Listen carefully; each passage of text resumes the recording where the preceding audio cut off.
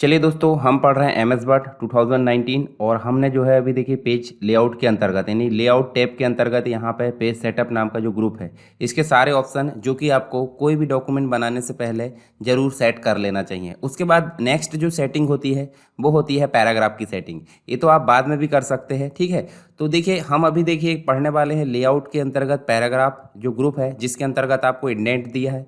दो प्रकार के इंडेंट होते हैं, एक तो लेफ्ट होता है और एक राइट होता है। दूसरा स्पेसिंग दिया है जिसमें बिफोर और आफ्टर यानी कि पैराग्राफ स्पेसिंग बोलते हैं। साथ में आपको अरेंज नाम का ग्रुप दिख रहा है, जिसका उपयोग हम पहले भी पिक्चर के साथ कर चुके हैं, फिर भी हम यहाँ पे इसका उपयोग कर लेंगे, ठीक है। तो ये कंप्लीट हम देखने वाले हैं लेआउट टैब के अंतर्गत। सबसे पहले देखते हैं पैराग्राफ और दूसरी चीज़ देखेंगे अरेंज। तो इसके लिए सबसे पहले हम यहाँ क्या करते हैं, एक पैराग्राफ लेकर आ जाते हैं। अब एक पैराग्राफ नहीं, मैंने लेके आया हूँ कितने पैराग्राफ, 1 2 3 4 जितने भी पैराग्राफ है वो लेकर आ गया हूँ। अब यहाँ पे आप करना क्या है, यहाँ पे मैं थोड़ा सा इसको बड़ा कर लेता हूँ। बड़ा करने के बाद आपको पता है यहाँ पे देखिए आपको 4 ऑप्शन तो दिख रहे हैं। इन 4 ऑप्शन के अलावा आपको पैराग्राफ जो डायलॉग बॉक्स है वो भी नज़र आएगा। इसका उपयोग हम पहले भी कर चुके हैं, ठीक है। तो सबसे पहला जो होता है देखिए इंडेंट दिया है। इंडेंट का मतलब होता है कि पर्टिकुलर कोई पैराग्राफ, जैसे मान लो अगर ये एक आपने सेलेक्ट करो ये वाला, तो इस पैराग्राफ की लेफ्ट से इंडेंटिंग आप क्या देना चाहते हो। इंडेंट का मतलब लेफ्ट से जगह छोड़ना। देखिए उस पैराग्राफ की पर्टिकुलर पैराग्राफ की अगर आप 2 पैराग्राफ सेलेक्ट रखे हो तो 2 पैराग्राफ की स्पेसिंग होगी, और अगर 3 करे हो तो 3 की। सभी आप सेलेक्ट कर लेते हैं, सभी की लेफ्ट से इंडेंटिंग। इसी प्रकार हम राइट से देख रहे हैं, राइट से इंडेंटिंग अगर बढ़ाना, देखिए इस प्रकार देखिए राइट से जगह छोड़ रहा पर्टिकुलर पैराग्राफ। मान लो मैं इसकी जगह यहाँ पे इसको मैं वापस कर देता हूँ, ठीक है। हम इसकी जगह 2 पैराग्राफ को सिलेक्ट कर लेते हैं। 2 पैराग्राफ को सिलेक्ट करें तो अब लेफ्ट से छोड़ेंगे, देखिए 2 पैराग्राफ होंगे, और राइट से भी ऐसे ही 2 पैराग्राफ है, देखिए, ठीक है। देखिए तो हम इसको क्या कर देते हैं, 0 कर देते हैं, ठीक। अब हम सबको सेलेक्ट कर लेते हैं। सबको मतलब देखिए इतने हमने 2 3 पैराग्राफ को इस प्रकार सेलेक्ट कर लिए, और यहाँ स्पेसिंग में देखते हैं। स्पेसिंग का मतलब होता है कोई भी पैराग्राफ के ऊपर जगह कितनी छोड़ा जाना चाहिए और कोई भी पैराग्राफ के ऊपर जगह नीचे कितनी छोड़ा जाना चाहिए। तो इसके लिए होता है देखिए ऊपर से गैप, देखिए हर एक पैराग्राफ के बीच में गैप आपका बढ़ रहा है। और अगर हम कम करते हैं तो एक नॉर्मली जो स्टैंडर्ड गैप होता है वो होता है 6, यानी 6 ऊपर से दे दो और 6 नीचे से दे दो। तो देखिए हर एक पैराग्राफ, जैसे ये पैराग्राफ है जैसे चेंज हुआ देखिए थोड़ा सा गैप है, और हर एक लाइन के बीच में गैप आपको पता चल रहा है। ये देखिए हर एक लाइन के बीच में गैप होता है या तो 1.5 लाइन का होता है यानी 1.5 लाइन का, या तो 1.15 लाइन का होता है, ठीक है। तो बाय डिफ़ॉल्ट जो होता है 1.15 लाइन का होता है, ठीक है। ये वाला 1.15, ठीक है, ये लाइन होता है, ठीक है। अब लाइन स्पेसिंग जब देते हैं तो वहाँ पे पॉइंट भी आते हैं, ठीक। चलिए यहाँ पे हम जो है क्या कर सकते हैं, और हम काम कर सकते हैं। जैसे अगर मैं इनको सेलेक्ट रखूँ, ठीक है, तो यहाँ देखिए पैराग्राफ में ही आपको ये देखिए पैराग्राफ ग्रुप दिख रहा है, इसके साइड में डायलॉग लॉन्चर बटन दिख रही है। इसमें मैं जैसे क्लिक करूँगा तो आपके सामने पैराग्राफ जो डायलॉग बॉक्स है वो देखने को मिलेगा। तो इसके अंतर्गत इंडेंट एंड स्पेसिंग और लाइन एंड पेज ब्रेक नाम से 2 टैब दिख रही है, जिसमें देखिए आपको लाइन से रिलेटेड कुछ ऑप्शन दिख रहा है, परंतु लाइन वाला ऑप्शन हमने ऑलरेडी पढ़ ली है। तो इंडेंट एंड स्पेसिंग वाले जो है हम देखते हैं यहाँ पे, जिसमें देखिए जनरल लिखा है। तो जनरल में आप अलाइनमेंट सेट कर सकते हैं, जैसे किसी पैराग्राफ का अलाइनमेंट क्या रखना है, सेंटर, ठीक है, ये चीज़ तो आपको पता होगी। राइट रखना है, ठीक है, जस्टिफाई रखना है। 4 प्रकार से हम यहाँ अलाइनमेंट सेट कर सकते हैं। और बॉडी लेवल बताया था मैंने, हेडिंग लेवल जो होती है, ठीक है, हेडिंग लेवल या जो भी हम देते हैं, देखिए यहाँ पे ये जो बॉडी लेवल है ये हम पहले भी उपयोग कर चुके हैं। किसने मतलब जैसे अगर हम बॉडी लेवल ले जाना चाहें तो 9 तक ले जा सकते हैं, और अगर 9 के बाद जाते हैं तो वो बॉडी टेक्स्ट में कन्वर्ट हो जाएगी। तो ये भी हम यहाँ से सेट कर सकते हैं, ठीक है। अलाइनमेंट आउटलाइन लेवल है ये। उसके बाद इंडेंटेशन हमने ऑलरेडी देख ली है, देखिए लेफ्ट से और राइट से दोनों देख लिए यहाँ पे। उसके बाद हम देखेंगे यहाँ पे स्पेशल में कुछ ऑप्शन दिए, जैसे फर्स्ट लाइन। तो जैसे आपको अगर लिखना होता था, आप पैराग्राफ चेंज करके लिखते हैं तो एक लाइन का गैप ज़्यादा दे देते हो, कितना देते हैं वो आपके ऊपर डिपेंड करता है। जैसे मैं इसको कर देता हूँ फर्स्ट लाइन और गैप दे देते हैं 0.8, ठीक है। तो आप देखिए हर एक पैराग्राफ का 0.8 जो स्पेसिंग है फर्स्ट लाइन का चेंज हो चुका है। पर यदि मान लो यहाँ हम लिख देते हैं SSW और इसको हेडिंग बनाना चाहते हैं, ठीक है, यहाँ पे भी क्या कर देते हैं, यहाँ पे भी इसको पेस्ट कर देते हैं और इसमें भी पेस्ट कर देते हैं। तीनों पैराग्राफ को मैं सेलेक्ट करता हूँ और फिर से मैं पैराग्राफ में जाता हूँ।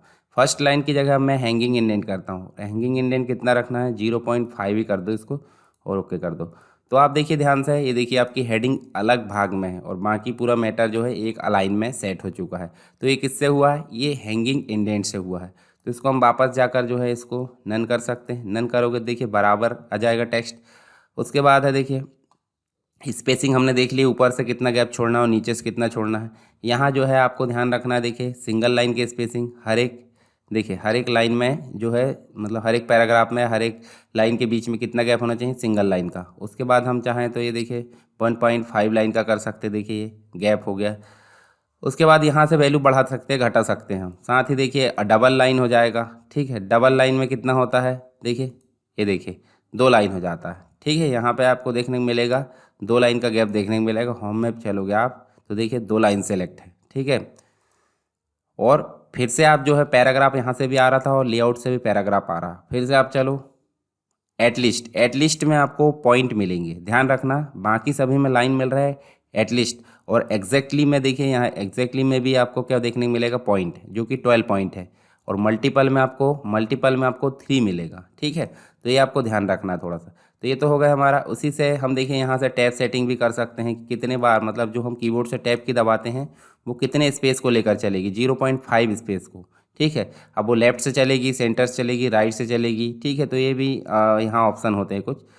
अब यहाँ हम जो है सिंपल फिर से कर लेते हैं सिंगल लाइन, और ये पैराग्राफ सेटिंग वगैरह जो भी करना है। अब ये बाय डिफ़ॉल्ट आना चाहिए, सेट एज डिफ़ॉल्ट कर सकते हैं, चलिए हम नहीं करते हैं, इसको कर देते हैं। फिर से होम में चले जाओ और ये लाइन स्पेसिंग देखिए 1.5 लाइन, ठीक। तो ये हमने यहाँ पे देखें, देखिए पैराग्राफ वाला जो ग्रुप है वो हमारा कंप्लीट हो गया। अब नेक्स्ट जो है वो हमारे सामने दिख रहा है अरेंज।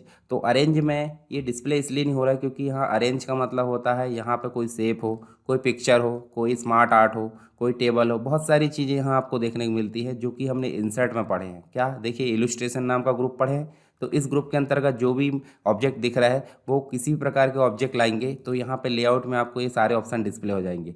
चलिए हम चलते हैं कहाँ पे, इंसर्ट में। और इंसर्ट में जाने के बाद हम पहले ले आते हैं एक पिक्चर, इस डिवाइस में जाते हैं और यहाँ से हम क्या कर लेते हैं पिक्चर लेकर आ जाते हैं, ठीक है। चलिए यहाँ हम जो है एक पिक्चर लेकर आ जाते हैं। ये देखिए अभी पिक्चर आई है पर ये पिक्चर जो है व्यवस्थित नहीं है। व्यवस्थित नहीं से मतलब ये पिक्चर तो आ गई है, अब हम लेआउट में चलेंगे। देखिए हमारे सामने 2 ऑप्शन डिस्प्ले हो चुके हैं, एक तो पोजीशन और एक मिल रहा है रैप टेक्स्ट।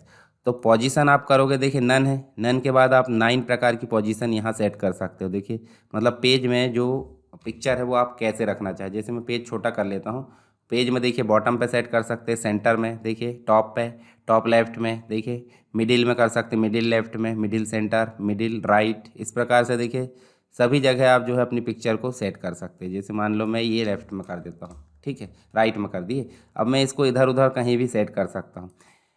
ये तो हो गई पोजीशन की बात। अब रैप टेक्स्ट में आप क्या देखने को मिलता है, देखिए इन लाइन मतलब ऊपर लाइन रहेगी और नीचे लाइन, आसपास कहीं भी लाइन नहीं। स्क्वायर में आपको चारों तरफ जो है टेक्स्ट देखने को मिलेगा। टाइट में स्क्वायर जैसे ही पोजीशन रहती है और थ्रो में भी। टॉप एंड बॉटम में देखिए या तो ऊपर रहेगा टेक्स्ट या तो नीचे, साइड में नहीं रहेगा। बिहाइंड टेक्स्ट में देखिए टेक्स्ट के पीछे चला गया। इन फ्रंट में जो है टेक्स्ट के ऊपर आ जाएगा। एडिट में अपनी इच्छा अनुसार अपन एडिट कर सकते हैं और डिफ़ॉल्ट लेआउट भी इसको सेट कर सकते हैं। तो ये तो हमारे हो गए पिक्चर को मतलब जो है एडजस्ट करने के लिए दोनों ऑप्शन, पोजीशन और रैप टेक्स्ट, ठीक है। अब यहाँ दिख रहा ब्रिंग टू फ्रंट और सेंड टू बैकवर्ड, इसके लिए 2-3 पिक्चर होना ज़रूरी है। तो चलिए यहाँ जो है हम एक शेप लेकर आ जाते हैं। जैसे मान लो ये शेप मैंने ड्रॉ कर लिया, ठीक है। इसके बाद एक और शेप इस प्रकार हमने ड्रॉ कर ली। अब देखिए सबसे पीछे कौन सी है, सबसे पीछे है पिक्चर, पिक्चर के बाद है ये वाला, उसके बाद ये वाला। तो इसका हम कलर से अलग कर देते हैं। तो हम चाहते हैं इसकी बॉर्डर भी सेट कर दें, बॉर्डर सेट कर देते हैं, यहाँ से अलग दिखेगा, ठीक है। तो सबसे नीचे पिक्चर है, फिर उसके बाद ऊपर शेप है, शेप के बाद ऊपर एक और शेप है। तो हम इनको जो है जैसे ऊपर वाले शेप को नीचे ले जाना चाहते हैं, यानी कि बैकग्राउंड मतलब जो है पीछे चले जाओ, तो लेआउट में चले जाओ, ब्रिंग टू फॉरवर्ड और सेंड टू बैकवर्ड। तो सेंड टू बैकवर्ड वाले में जाना है, देखिए सेंड टू बैक इसका मतलब सबसे पीछे, और ब्रिंग टू फ्रंट यानी कि सबसे ऊपर, ठीक है। अब एक एक करके पीछे ले जाना, सेंड टू बैकवर्ड, देखिए एक पीछे चला गया, फिर सेंड टू बैकवर्ड। ऐसे आप एक एक स्टेप करके पीछे ले जा सकते हो और ऐसे आप एक एक स्टेप करके सामने ला सकते हो, ब्रिंग टू फॉरवर्ड। और ये दोनों ऑप्शन हमने देख लिए, bring in front of text, ये देखिए ये वाला इसका ऑप्शन भी हमने देखिए, सेंड बिहाइंड टेक्स्ट, टेक्स्ट के पीछे जाने का हमने देख लिए। अभी 3 है, तीनों को अगर हमको सेलेक्ट करना है तो कीबोर्ड से कंट्रोल की दबाइए और सबको एक एक करके क्लिक करना है। देखिए तीनों सेलेक्ट हो गए। जब ये तीनों सेलेक्ट हो गए तो यहाँ पे देखिए एक ऑप्शन दिख रहा है जिसका नाम है ग्रुप। ग्रुप मतलब होता है सभी आपस में, देखिए अब किसी एक को सेलेक्ट करो, ये देखिए सभी आपस में ग्रुप हो गए और वहीं जाकर अगर अनग्रुप करोगे देखिए अनग्रुप भी हो गए। ठीक है, अनग्रुप करने के बाद आप रेप टेक्स्ट स्क्वायर भी कर सकते हैं। देखिए चारों तरफ से जो टेक्स्ट है वो आपका हट चुका है।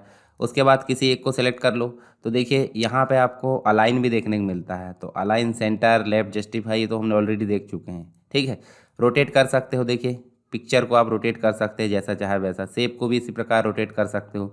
एक और ऑप्शन दिख रहा है जिसका नाम है सिलेक्शन पेन। जैसे आप इस पर क्लिक करोगे तो यहाँ पे क्या देखने को मिलेगा, सिलेक्शन देखने को मिलेगा। इस सिलेक्शन में आपको करना क्या है, किसी भी शेप को डायरेक्टली इस प्रकार सेलेक्ट कर सकते हो। मान लो अगर ये शेप को हमको नहीं दिखाना तो जो आई बटन दिख रहा है इसको क्लिक कर दो। देखिए ये शेप गायब हो चुका। इसी प्रकार इस आई बटन को क्लिक करेंगे वो शेप भी गायब होगा।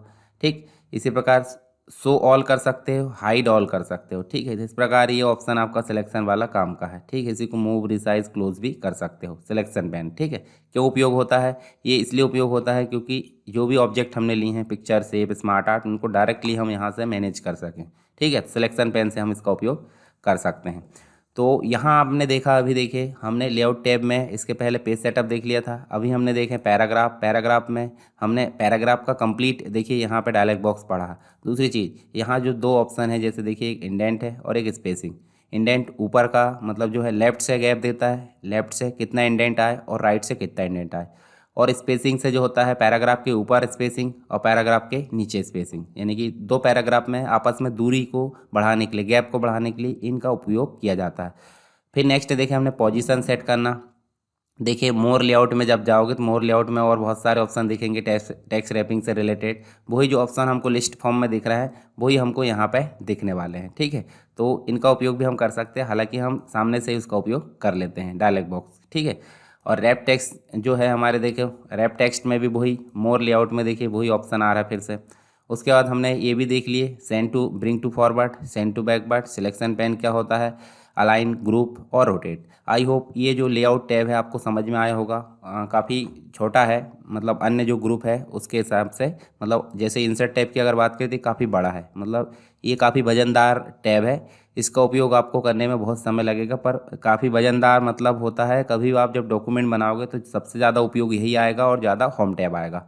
तो इसके बाद अब हम जो पढ़ेंगे रेफरेंस टैब के बारे में पढ़ेंगे। तो अभी तक हमारे जो है home tab, insert tab, design tab और लेआउट टैब, ये चारों टैब हमारे कंप्लीट हो चुके हैं। आई होप आपको जो है चारों टैब यहाँ पे समझ में आ गए होंगे। अब हम जो है रेफरेंस टैब पढ़ेंगे। अगर इसमें जितना हमने पढ़े हैं उसमें अगर किसी प्रकार की दिक्कत है तो आप मुझे कमेंट बॉक्स में ज़रूर बताएं।